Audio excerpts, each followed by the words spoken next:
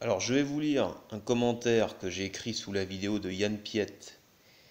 6 clés pour devenir charismatique et fascinant comme Thomas Shelby. Parce que j'ai envie de donner mon avis sur le... Parce que c'est très à la mode le charisme et à chaque fois j'ai l'impression que ça tombe à côté de la plaque, les vidéos.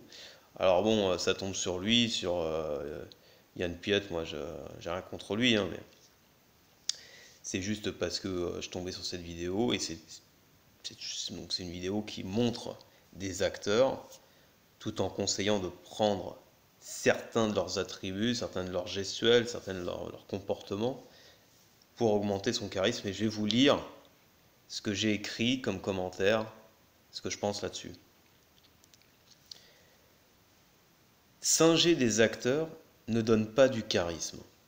Au mieux, ça fait son petit effet à court terme.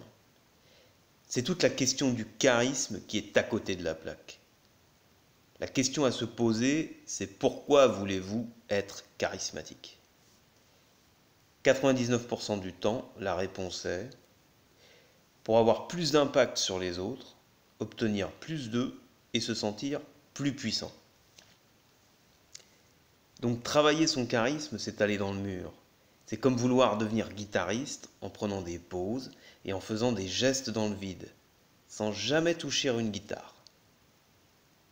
La question du charisme est à la mode parce que les gens cherchent des raccourcis, des baguettes magiques, pour ne pas avoir à mettre les mains dans le cambouis. Pour ceux qui veulent autre chose que des illusions, je leur livre cette vérité simple. Vous voulez vous sentir puissant, alors affrontez vos peurs. C'est la seule voie. Tout le reste n'est que bavardage. La question du courage est centrale dans la vie d'un homme.